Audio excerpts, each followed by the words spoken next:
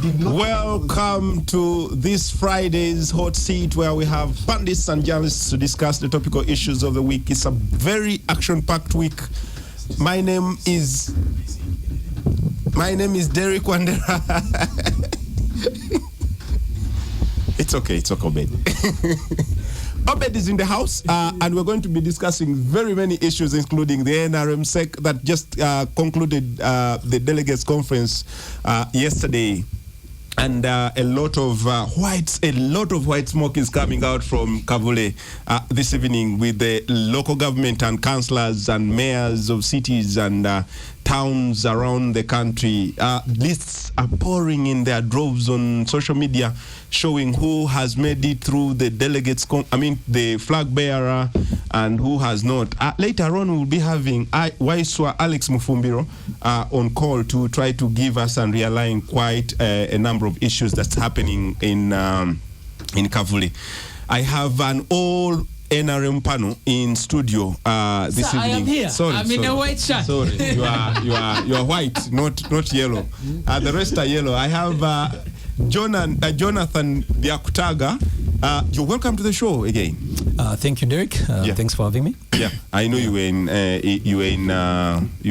Kololo, and I know what happened in Kololo, and everything. You'll be giving us quite good highlights. I also have Obed. Uganda flag, because I work for government of Uganda, and the government of Uganda, the government in charge has DP, UPC, NRM, everybody. So why are you explaining before I ask? That's Obed Katureve, the acting executive director of the Uganda Media Center. I also have Isaac Kayonde. Isaac Kayonde had his own issues in Gomba East. He's no longer the finest. Are you still the Gomba's finest? I am still the guy. It's just it was a hiccup, but we are harmonizing. We are trying to harmonize the position. Okay. And we see 2026. I also have veteran journalist Raymond Mujuni in the house. He says he's white, he's not red, he's not blue, he's not red, he's not red again. Yes. He's just white. I am white, I'm in the middle. I'm not sure. I have Alex Waiswa Mufumbiro on call, and I want to he just went off. Let's keep trying to get him, because we want him to give us an update of what's happening exactly in Kavuli. But as we wait for Waiswa, I want to ask the gentleman kindly, Jonathan, you were in Kololo from Tuesday, Wednesday, Thursday, and I saw you giving commentaries and everything. There was a little bit, not a little bit, but a lot of chaos, punching or fighting and stuff like that in Kololo. But just give us an overview of everything that happened in Kololo. I saw very many big shots being floored, including Mama Rebecca Alitwala Kadaga, former speaker. Derek, you forgot to say NRM flag bearer for Hoima City. Yes. Member of Parliament. I think when I come back in January, in SEC? In NEC, not SEC. Oh, okay. In NEC. But what's interesting is the person who will be sitting in SEC for the Western region, Engineer Simwe Jonad. We contested against each other 5 years ago for the party flag bearer. Okay. And he did not defeat me, but I came second. And this time around, I'm very happy for him. But talking about what happened this week, first of all, congratulations to all the winners who came out of the SEC battle. Starting from the second national vice chairperson. It ended up being the Right Honorable Anita Mong, and then all through down to the regional vice chairpersons, Western Engineer Jonad, Central, you spoke about Honorable Kasolo, Kampala, Honorable Salim Uhuru, Eastern, Honorable Echodu, Calvin, and then Karamoja, John Loki, and then, of course, the North, Honorable Hamson Obua. So it was a new guard. There are obviously other leagues, Boakas, Ashton Rakajara. The youth, I saw Collins Tanga. That has not been decided, and that's one of the chaotic positions that the president guided on Wednesday as well, on Thursday as we're concluding, that specific position they're going to review, they're going to go to the law. And he asked the legal, I think the Attorney General and the NRM party legal team led by, what's his name? How can his name sneak out of my head? No. No, not the AG, the NRM, Enoch Barata. Yes. Barata and team will have a lot of work to do between now and then. Also the youth, I think we're discussing that off air. That also was not concluded.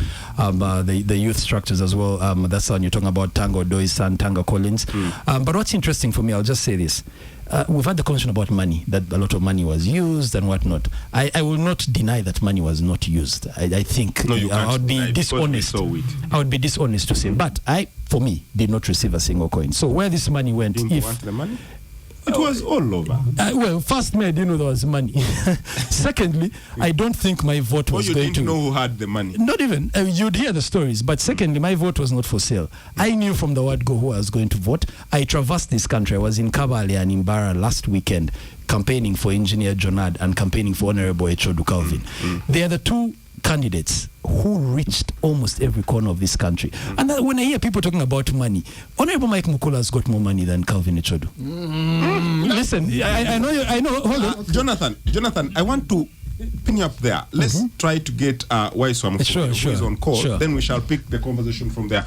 Alex Waiswa Mufumiro, the spokesperson, the deputy spokesperson of National Unity Platform, is on call, and I want to hear from you.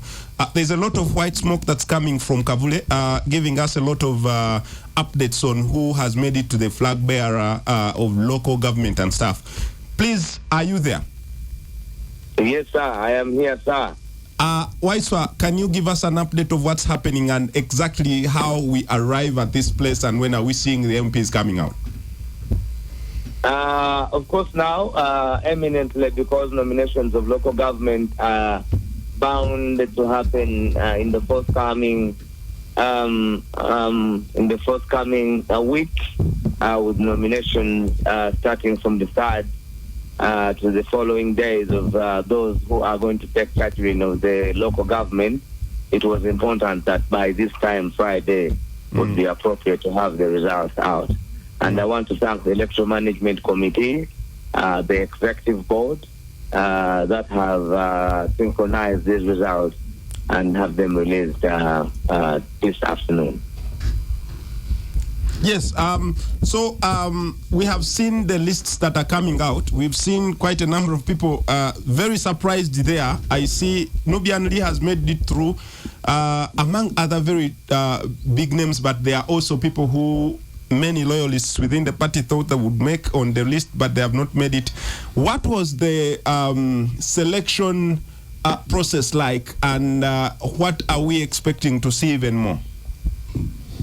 Well, the process is the usual process. It is the process of the ground, it's the process of the vetting, and then having the results synchronized by the Executive Board from the Electoral Management Committee. So this afternoon, the Executive Board, this morning, the Executive Board starts, synchronize the results, and then certify them to be released to the public. So these are results that have been certified by the topmost organ, comprised with certification of those supposed to hold the flag of the National Unity Platform, and that has been done. Yes. What's the total number of the flag bearers that are being released on local government, but also mayoral positions? I can say that all the leadership is are being released. I am yet to have the results out on my fingertips in numbers, but in the coming release, I'll be able to give you a full detailed mathematical numbers that you need. I would not want to err by giving numbers that I don't have on my fingertips, but because the results are still coming out. Kindly clarify on the fact that some positions within the NUP have been ring-fenced to certain positions and certain personalities who are close to the principal, and we've seen already the semblance of the same is being showed on these lists. Can you kindly talk about the same?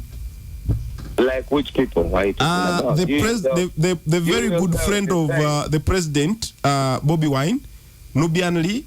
We've seen he has gone through, and we have also heard that the people like you, people like the Secretary General, people like Chairman Nyanzi, and all those are most likely to go through because of their closeness to the president. Is this the norm, or what's the problem? You are being speculative. We surely use numbers, and I would not want to really think of doing otherwise. We follow numbers. We follow numbers, and the numbers give us the utmost guidance about the fair. Thank you, Alex. We will have you in our next show to even try to analyze some of these positions. But I have an able panel in studio that's going to be talking a little bit more of the same. I have Raymond Mujuni, who is going to give us. I'm told he's also close to the president. I don't know why he's not. Alex, please do not answer that question. and Raymond will tell you how rigorous this process is, because I know he's an investigative journalist as well. Hey, I thought he's part of the people that take people through the rigorous process. Thank you so much, Alex. I'm not aware of that. All right. Thank you very much. Let's continue You're here welcome. in studio. We can always get back to you wherever we want to verify a few things here and there. Yeah. So, gentlemen, we had started off already with the NRM, but this breaking story is something that we need to try to analyze and put context to it, especially on the footprints of on the follow-up on the NRM thing. Yeah. Raymond, I want to begin with you, and I will come to you, Jonah, for you to finish for us that analysis that you had started. The NUP has released that list, and we are seeing quite a number of people that you and me know that we're always going to make it to that list. And probably it even looks like what's going to come out in the MPs and stuff like that. What's the inside story? I think traditionally, even in the newsroom, the next week is going to be what we call the most turbulent week for political parties, because you have so many people that have lost, who are trying either to assuage their loss, understand what happened during the process. Some of them might immediately declare that they're going to run as independents. And so next week is going to be a very interesting week to see in terms of political cycles. I haven't been very keen to understand how the National Platform has been going about this. They appointed an election management committee. I'm not very aware about the criteria that they're using, but I know that traditionally they have a set criteria, and then they go out into the public and try and sample from the public what's been happening. Of course, National Platform is in a difficult spot too. They are the leading opposition party. A lot of people are coming to them with the idea that if I get the flag in an urban constituency closer to Uganda, very likely I will win. So there's the added burden that, everyone who comes to them thinks that they're going to win. There's also been money that's exchanged hands inside the party on particularly this, and I'm aware that the party itself is about to take positions on people that received money or people that exchanged money. But it's also going to be a very rough election for NUP. And my prediction is simply because there's a lot of money that went into local constituencies through the parish development model. And that money has had a political effect on those constituencies. And the National Platform is going to find it hard, particularly in the rural constituencies that they traditionally held. So I predict, for example, a place like Mpigi is not going to be an easy ride for them as it traditionally has been. And I can also see that they have a headache trying to pick who they're going to, who's going to replace them in Mpigi, who's going to represent them in Mpigi.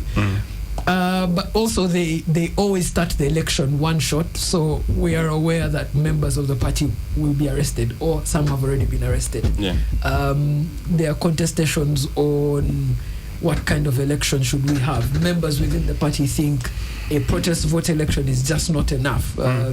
Some people think that you should stay away from the election in its entirety, and those are members of the party. The party has also splintered. During the 5 years it's been the leading opposition party, it's produced now, I think, 2 extra parties.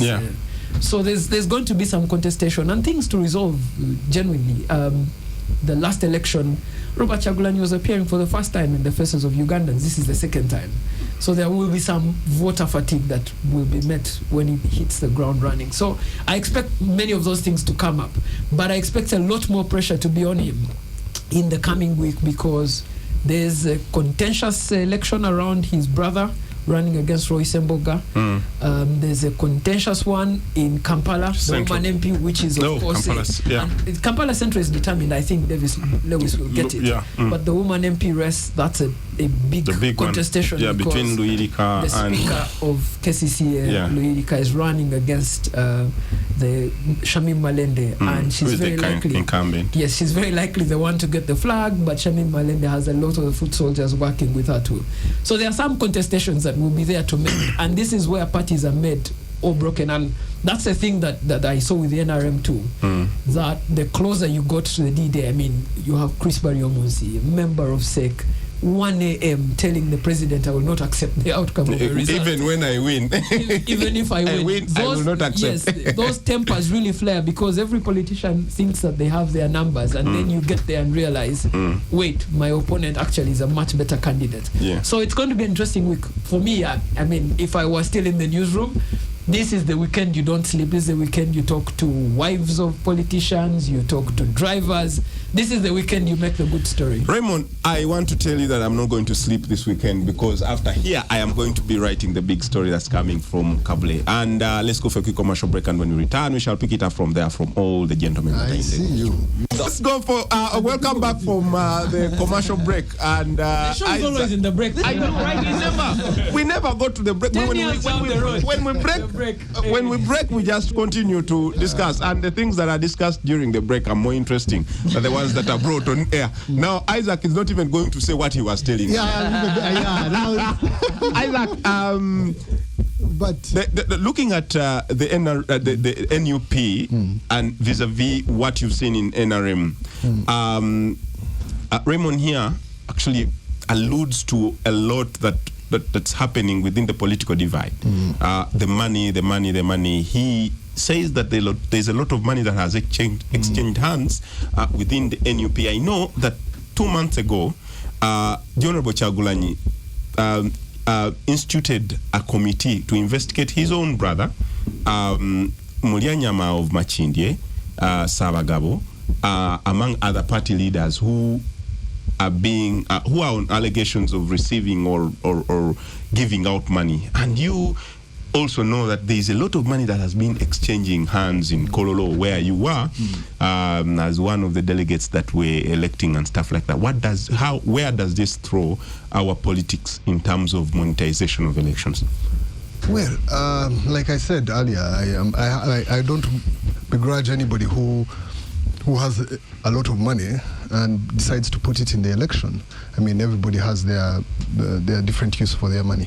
But the issue here is, what do you do with that money? If it is voter bribery, I mean, that's something illegal and unacceptable under these circumstances. But if it is promoting yourself, I mean, it is allowed. It's very difficult for us to draw the line between voter bribery and promoting yourself. For me, there are two parties. There is the NRM, there is the NUP. Both of them are operating in ways that are extremely immoral. We have a moral deficit in the society currently. There's no formula now that works to ward off voter bribery. The crime here is voter bribery. For me, I have been on this show before, and I have advocated and said, look, NRM brought this thing to themselves, and they should deal with it. That once you bring a system like lining up, where for sure if I pay you, you will be counted, I will definitely break the bank to make sure that my lines are long enough. But now, the same happens with the secret ballot, doesn't it? No, listen, the secret ballot, the accusation was voter stuffing. Yeah, I mean ballot stuffing. Ballot stuffing was the issue, and that was easily verifiable because you can even do a recount. Right? Yes. A person who is stuffing in ballots will have to be thinking of the math, because that one is easily verified. If you bring in more ballots than the number of voters, it's easy. But here, lining up, you line up. After you line up, you go after 30 minutes, you go where the evidence is gone. You're not going to tell anyone, let's recount. What are you going to recount? So the highest bidder of that DRR form eventually wins. And I asked myself, why would NRM, for goodness sake, go into a national delegates conference with known numbers of people? Why would they be entertaining things like lining up? Just give guys a ballot. What about how would you compare it to the NUP selection? Now comes the NUP thing. You were talking about Bobby Wine has constituted an investigative team against the brother, and then he does what? Like, tell me honestly, do you expect Bobby Wine to expel his brother? Do you expect him to Mulianyama? We expect that he should. My thing is, that is the ideal. Realistically, is that possible? It isn't. The issue here is now there's just a fuss. Or what do you call it? Like us who went to the tribunal. We went for counseling session. Okay? We went, provided evidence, we did all these things. Yeah, you went for counseling session. Paid lawyers. Do you feel better now? Of course, now what can I do? It's only the wives who are missing. When the judgments came out and none of your evidence was even quoted, you say, One of the funny things is that these processes, these processes, as they seem, they may seem good on paper, but they are not being practiced. And if we want to eliminate this kind of foolish money that is in our election, that is actually influencing the election, you see, it's one thing for people to have money and spend, right, on bribing people, and then the people exercise a different choice because, you don't know whether I ate your money or not. But in circumstances that we are in, where you give the money and that money must count, there is nothing we're going to do unless there are consequences for the individuals who perpetuate this. I'll give you an example. NRM commission, Tanga's commission, arrested, I think, 80-something registrars, right? But guess what? There's not a single candidate who was bribing them who was arrested. So now, how do you enforce and say that, look, if there's even not a cancellation of a candidate. But probably the candidates were not the ones giving money. It was whatever the circumstance. I want to come to Jonathan here. Jonathan, you say you didn't receive money. I am hearing here Isaac also saying he didn't receive any money. You know, did you? I didn't, but I witnessed the cash. He witnessed. No one is going to tell you the They always, you know, money is. They always say. Are moderating like that? They always say that money is like HIV. Everyone doesn't have it. Even when you have it, you say you don't have it. So Isaac, Jonathan, looking at the situation that you witnessed firsthand in Kololo, vis-a-vis what's coming out in the stories we've done about the National Unity Platform that are very evident that there's money that certainly is exchanging hands, and looking at our political story in the country, where would you put yourself as a politician, and what's the future of the whole story? For starters, we have 5 MPs in Hoima City and District.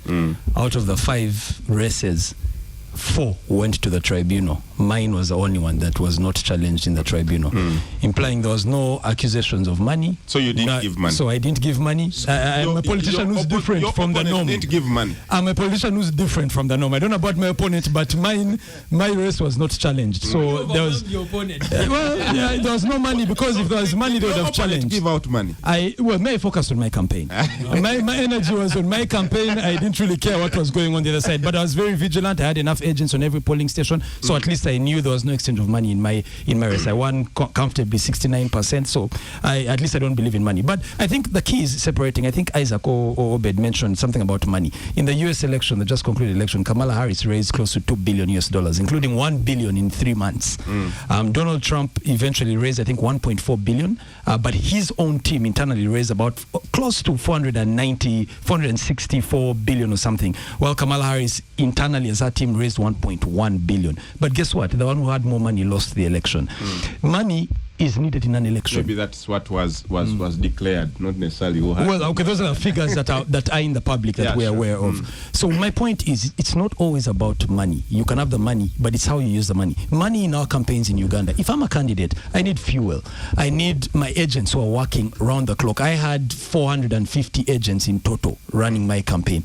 All needed. These are not volunteers. They leave their homes, they leave their gardens. You have to pay them. You have to feed them. You have to facilitate them. That's money. You cannot cannot separate money from elections. What I condemn is the usage of money to buy voters. And like I was saying, my vote could not be bought. I knew I was going to vote even before we went to the polls. That these elections, I was surprised about the Karangwa result, because when we were at NEC on Saturday in Entebbe, the feeling around the place was Karangwa was going to take the central seat.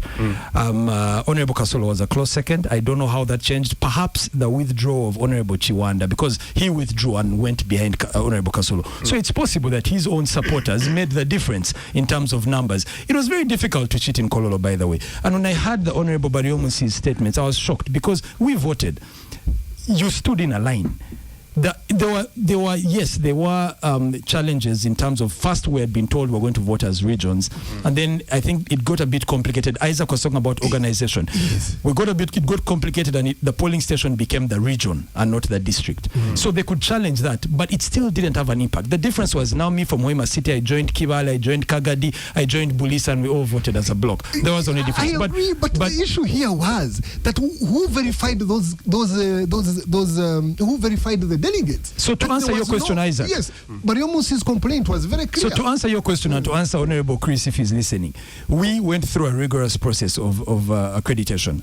Just let me finish. At Nakawa. It was so rigorous that we found, for example, delegates were paid, of course, facilitated transport and accommodation. That's a fact. The party paid. Obed will also add on that, I'm sure. But we were paid because people are traveling from their constituencies. So when people shout about that money, yes, it's a lot of money, but you're paying them to come, and it's party money, you know. So we were paid. Before that money, you could touch that money, they had to verify through the list. For Hoima City, for example, we were there from morning and we got paid at about 9 p.m. in the evening, because they were verifying the list and saying, this list has people we suspect are not delegates, please go back, remove these people. And it was eventually done, and we got accreditation tags according to the final list that went through ISO verification as well. So it was a thorough process. Just take us through who a delegate, how do you qualify to be a delegate? Well, the delegates are different. I qualified as a flag bearer for NRM. Members of parliament qualify. Flag bearers for LC5, for mayor, for all these elected positions qualify. And the sitting candidate currently, if you've lost in the primary, but you're the sitting or the incumbent, you also qualify. Then there are leagues, members of the youth structures, the women's structures, the workers. There are about 5 for each structure at every level, and all those qualify. So in total for my city, we had 148. But the key thing for me that I want to emphasize about this money thing, how do you explain? Dr. Chris Bariomusi, for example, came to Hoima 2 weeks ago, and he met a group of 20 people. Yeah, out of 148 delegates. He met 20 people. I wasn't among those 20. I'm a flag bearer for NRM. I've just won my primary. My imagination would be, if you want to win the race, get these people who have just campaigned and have people who believe in them, because many of the people who are delegates are on our campaign structures. Get me to convince my people to vote for you. But you pick 20, you don't pick any of the flag bearers, 3 of us in the city, and you believe you've campaigned. In the opposite side, Jonad, who is from Hoima City, ended with Hoima City, but he traversed the country, met youth. He met groups of youth, 50, in his office here in Nakawa, from Karamoja, from where? Dr. Bariomusi simply did not campaign. Honorable Mike Mukula did not go anywhere to campaign. Echodu covered the entire country. So it wasn't about money. It was simply about people campaigning. I am not sure. I am not sure he didn't go anywhere, especially Mike Mukula. He didn't. I'm not sure he didn't go anywhere to campaign. But I want us to go for a quick commercial break, and when we return, I'll bring in Obed. Welcome back from the quick commercial break. My name is Derek Wandera. I'm the host, Isaac. We are back on air. I have an able panel of Raymond Mujuni, a very veteran journalist, and the pandit. I have Isaac Kayonde, Gomba's almost finest. Gomba's almost. I have Obed Katurebe, and I have Jonathan Biakutaga. I was coming to you, Obed. In this whole grand scheme of politics and money, elections and money, and Jonathan here adumbrates it very well that you need money for any election. You need money for any kind of democracy to thrive. But then there's a way it goes beyond what you actually expect. That people are called to Kololo to they are not delegates and end up somehow voting. Some of them, many of them, paid to just be there and raise flags and be and the same is happening in Kavule. Do you, as government, feel that there is something that can be done about this? But beyond the noise and I'm here to offend my brother here, Isaac. of the election losers, there is the secret investigations that follows such things. But incidentally, it's never made public, and it is given to the first consumer, who is the president. So if things were that bad, probably even would have seen arrests. But, and I want to deny what you're putting across, that the Kororo 5 days were chaotic. They were. I mean, we have seen videos. I'm talking, my brother. Hold on, I'm talking. We've seen videos where I'm saying they're talking, then you return. Save for one incident of the Entrepreneurs Week, which everybody had noticed was a mess. Even the youth league, the youth league election, one of them was cancelled because of chaos. You can't go minus those glitches, but everything. Why are you saying it wasn't there? One day, can I talk? Please. Save for those 2 moments, the rest went on. But you said one. Now you're saying 2, and they are third. Where they third and fourth. A little bit physical, not confrontation, and they shouted. It was with the Entrepreneurs League that was thrown out. And the youth. And the youth were also, but they didn't fight. But youth didn't fight. It was the Entrepreneurs League that they fought. The president. They didn't even fight. They were just chased out. They were making noise. Now, back to the issue of money. Yes, the money has become part and parcel of our politicking. There's no doubt about it. But probably what I'm also beginning to think, I think we're exaggerating the issue of money into this whole thing. And I want to be very, very honest with this one. We have amidst us, Biakutaga. Does he have money? When you look at him, does he have money in He has the money. He has the money. No. To be honest, we all know him. Ask him whether he doesn't have money. We know him as a brilliant journalist, but we don't him as a money bags. But he went. He lost the other history. The money bags are not his.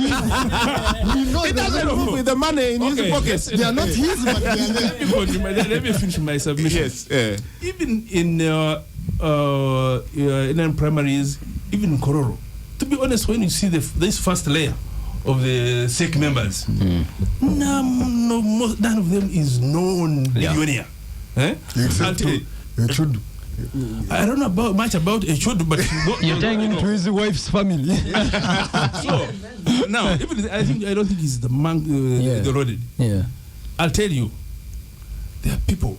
My boss, my former boss, Ofonopondo one. Ofonopondo doesn't have the money to buy. He floored the minister, an incumbent, and how he won was just convincing people. That's one out of 20. But I mean, I'm telling you, here I'm talking about. He's one also of the 2. We're talking about a Chodo and Jonad as well. No man. He's a man who won Jim Wezi. He's from my place, from zero. A left-hand, retired left-hand. Simple young man. Yes. You come, I'll give you the info. Now you see. My neighbor. My neighbor. I know what. He's just now been made it as 065 chairperson NRM. But how could he throw a historical regime? So we need to stretch our analysis probably beyond the allegation of money. There could be something else, and that's what we need to interrogate. Because, like I've said, there are faces that have come up. We don't know them to have money. But they are fraud giants. So the narrative peddled the wrong of bribery and whatever, and back to our friends in Kavuli and whatever. We wait to see how the selection process is going to turn out. Because the selection and this quiet investigative, I'm told they had 3 standard part. They will go check if you're popular with your people, the party reality. What was the third one? Yes. I can actually give them to you. So one, they look at your education background for qualification, depending on really the race you're running, if it's MP or local government or whatever. So one is to look at your competence in terms of your books and stuff as qualification. They also look at the way you articulate yourself, because they have an interview, an oral interview that they give you, and a written one. That carries 40%. Thereafter, they send a team to investigate your popularity. Your popularity on ground, and they say yes, he has grounds. People know him. He's known. He has some programs that he has put out there. He actually stands a very good advantage against maybe if it's NRM or whatever. So that also carries 60%. Now when they bring them, they combine, and then you either get 20, 40, or 70. Okay. Before you come in, sorry, Isaac, there is also what you need to appreciate, the baggage of incumbent. Once you're an incumbent, there is a lot of expectation from you. And quite often, people are funny. They just, for the sake of it, saying, we have to change. You throw money, you do what, but they just vote someone. Well, incumbents must also learn the dangers that come with incumbency. And now that with the recent heavy expectations from the incumbents, going forward in the next phase of elections, I'm telling you the attrition rate of incumbents is just to be alarming. And even come February, you'll see what will happen. Just to counter his issue about money, 5 candidates of the Entrepreneur League petitioned the president, petitioned Tango Doi, and petitioned who else? I think the issue people to verify. The issue was simple: we cannot access delegates. On the day itself of the election, the accusation was that Hassan Basajavalava had hidden the delegates. They couldn't even. The one who took them to wherever it's alleged. Yes, it's an allegation. It's alleged. And by the time they were going to vote, they were back. They were looking for them, which meant that all those people who were in there were fake delegates. Let me just answer you, Isaac. Part of the thing is you also have to know, Byakutaga, that look, not everybody, the delegates were many, but not all of them were supposed to vote in those particular special leagues. So the issue here was, yes, many people were verified, right? But when it came to the leagues, especially the youth and entrepreneur, the fact that money was exchanging hands, it became very difficult. But that's why they were thrown out. I mean, the exercise was thrown out. Isaac, let me just explain to you. The accusation about that Basanjala accusation was brought up again in NEC. And the president, with legal advice from the Attorney General and Barata, the NRM legal side, said they would investigate this. And the president guided, go ahead and vote.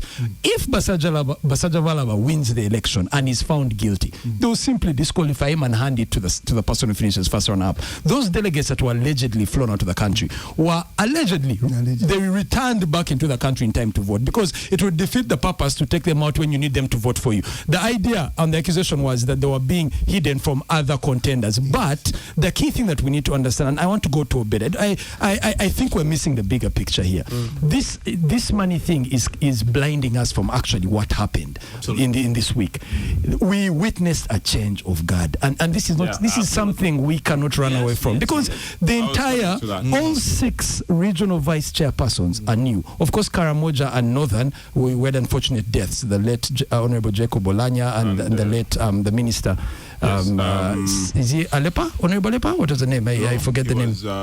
From Karamoja, yes. So we had 2 individuals, of course, who we lost. Lord rest their souls. So we had a real change in guard. Jonad, I bet none of you knew this guy before this election. If you're a sports person, you'd heard about him sponsoring Kitara FC back at home, and then sponsoring Kawempe Queens of Honorable Magogo, and then Imbale Heroes, and a few things in oil and gas. His poster was saying, who's this guy? Exactly. Anyway, because I'm from the soil, when I saw his poster, I actually felt sorry for the people running against him, because he's also a jolly good guy. But did you expect him to win? No, I didn't expect him to win. Just enough for his campaign card. And you go to all the other positions. I bet everyone expected Honorable Mike Mukula to defeat Echodu. I know Echodu has a history, a political history. 5 years ago, he was floored by Honorable Ebuelu in the general election. Ebuelu. And again, not many people thought he could defeat Honorable Mike Mukula. Honorable Amson Oboa was a shoe-in. Many of us knew he was going to win. He didn't even bother campaigning. We voted because he was the only person we knew. Anyway, of all those, we knew Dan Chidega, but Honorable Amson Oboa is more seen. Yeah. I had the meeting with somebody, with those people who work in the other profession of Maskiv. What is Maskiv? The ears. Who put the ears on the ground 2 weeks ago, and he said Can I tell you, nobody of these guys will make it. The incumbents. And I'm shocked. The incumbents? Yeah, incumbents. Yes. Yeah, and for us as a blocking, as a finish. About Echodu, quickly. The issue here around Echodu is one, and Mukulavambi put it out there before the election. The amount of money Echodu was giving out in terms of his mobilization was money which was a bit obscene. Isaac, let me dispute that. Yeah, those are allegations. And they can... No, let him finish. Let him finish. No, finish. What does Let him finish his second point. You're sending the monkey to decide or no. Let me finish, then you respond quickly. You see, Mukula Echodu contest didn't just happen at Kololo. At SEC at Kololo. Mukula lost to Echodu in Soroti chairmanship for NRM. Mukula's candidates won, I think, at the constituency level against Echodu's candidates. This contest of Mike and Echodu didn't start here in Kololo. Yeah. It started back home in Soroti. Absolutely. But the fact that, look here, if you were a candidate and you associated yourself with Echodu brigade, the ability to finance whatever the campaign was Somebody was was very high. confessed. You wanted to vote for him. Let's listen to him. Yeah, now for me, you can take it to the bank that, look, Echodu's amount of money, and it came up and it was a thing that he had complained that, please let us also understand how this money is coming from, where it's coming from, what to do. How much do you think delegates were paid by from what you understand? From what I understand, or from what you had, or what you saw. I had, and what you got. I got 200 to 300. I'm just saying. Per what? 200 to 300 per delegate. Per delegate who was to vote for a particular. So let me answer you. These candidates traverse the country, and like I said, we who are running for flags had to leave a little something during our campaigns, because you don't invite people over to a meeting and they leave their homes, and you don't give them transport to take them. Jonathan, one question I want to ask you is: they traversed the country, and there is a likelihood they traversed the country to give out money. What, for instance, would you say was that point that you think they voted for them? This man was campaigning for I didn't vote for Echodu or Jonad because they gave me money. I drove my personal car, my own fuel, to go and campaign in Mbara and Kavale. But my point is, they gave, I'll be open here and tell you, 50,000 shillings when they met delegates in Hoima City, at least when they came. I'm speaking about Echodu. Jonad did not give a single coin. We voted because he was our homeboy and he's my chairman for my city, so we had to give the vote without anything. Echodu paid 50,000 shillings to get people to move to where we had the meeting. You have to facilitate people's transport, which is okay. Yes. That is the only money Echodu Calvin gave out to anyone. He did not bribe anyone before we voted, neither did Jonad. People voted because Echodu's theme was new energy. Let's go for new energy, because the story of money is not about to end right now. KFM, welcome back from that quick commercial break. My name is Derek Wandera. I have very, very, very rigorous men here tussling things off and on air. I have Jonathan Biakutaga, who comes in as a delegate, and he has told us there was no money. I have for me, I did not receive any money. I have who says even if there was no money, these people were bound to lose. And I have Isaac, who has it on good authority there was a lot of money. Now me and Raymond, we are here, we are wondering, who had the money, who didn't have the money? But so I will just maybe offer some insight as a reporter that's been around town for a bit. How does money and influence in politics work, particularly in these elections?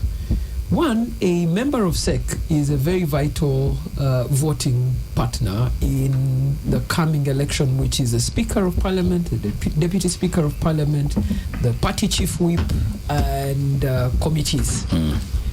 In that regard, people will arrange their campaigns well aware of what they will get from someone if they get them. So sometimes people will contribute to someone's campaign because they genuinely, validly love the candidate. Other times they will contribute to the campaign well aware of what it is that they want to achieve. If you want to sit, for example, as the chairperson of, say, the appointments committee, if that's the Speaker of Parliament, you've got to contribute to many campaigns. Yeah. You've really got to contribute to many campaigns, and it's political strategy. So where does that money go? One, it goes in direct mobilization, fuel to move around, food. I have a candidate in the NRM elders election who simply said, look here, yes, I'm not going to ask you for money, but I am running against the minister. When I go into the district, I need those delegates that have met the minister to come to me. And if they need to come to me, sometimes they ask for money. There is an incident where he was going to Kamuli just after Hassan Masajawala had been there. Hassan Masajawala had left money, almost, I think, 250,000 per delegate. Yes. So I said, look here, whatever you can raise would be okay. And I know many people who are raising money that way through friends. So that's one of the ways in which the money factor comes in. It's that people raise the money to try and oil their campaign machine. Other times, people raise the money to oil bigger campaign machines, which is, if I raise money for the Speaker, Anita Among, my chances at sitting as chairman or vice chairman of this committee improve. And they will do that. Other times, people have political baggage from before. I mean, the Honorable Thomas Tayewa was an agent for Anita Among. That's a baggage from before. Those two are sworn to each other. One is the Speaker, one is the Deputy. Once the Speaker leaves, the Deputy moves into the Speaker's position. So you have to be seen to be engaging, because it's politically strategic for you to be there. And I think that the President is aware of some of those things.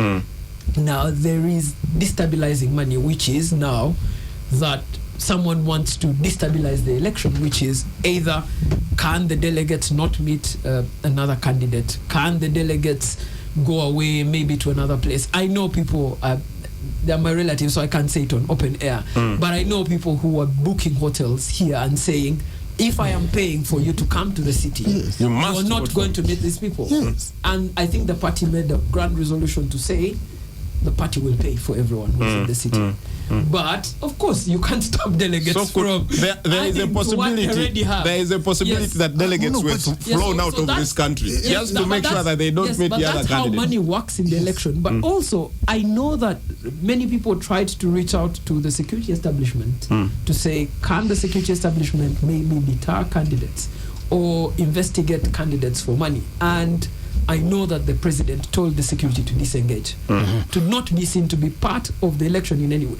So there's not even any investigation that was done at a district level. Maybe they gathered evidence, but they didn't act. Ray, I actually think that your school of thought is actually up there, because I know that I spoke to, and I can say it on air, Joseph Sabiti, just trying to understand how the Speaker carried out her campaigns and resources and stuff like that. And one of the things that he told me is that she, not necessarily that she had to put in money as a person, but then a candidate comes out and says, no, me, I'm going to sponsor, I'm going to bring for you candidates from the west, from the north, and stuff. That happened a lot. Also, the other thing that we don't think about, many of these MDA heads who run very expensive budgets are contributing to these campaigns. You have people whose contracts are running out, who know, I'm going to come up before the appointments committee.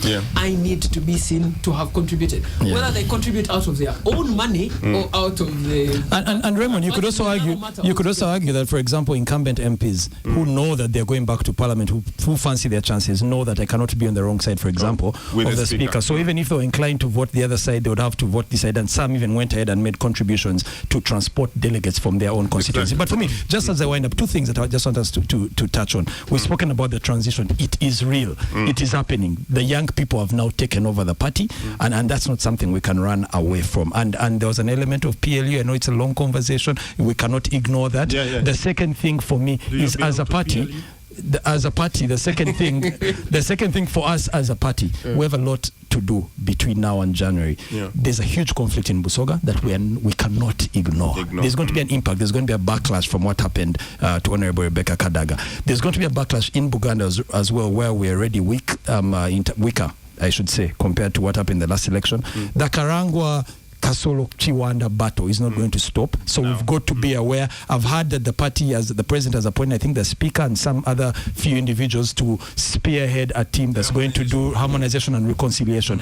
We have to do that before we get into the general election. And then the last thing the last thing for me as a delegate and as a candidate, I think we missed an opportunity last week Saturday in Entebbe to bring forward issues that are going to impact the party. We needed to suggest amendments to the party constitution. For example, the fact that these regional vice chairpersons are traversing the country to look for votes. What NRM is doing in Western Uganda does not impact what's happening in Karamoja. The Western candidate does not need to go to Karamoja to campaign there. He should campaign to the delegates in the West, and they should be the ones. I want to bring in Obed.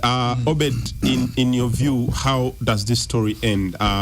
In terms of reconciliation, what do you see in the party of NRM? Well, these scenarios in 30 seconds. They tend to come out the other round of an electoral process, or NRM primary electoral process. Blood, people fuming, people angry, people threatening, throwing every word, but they calm down.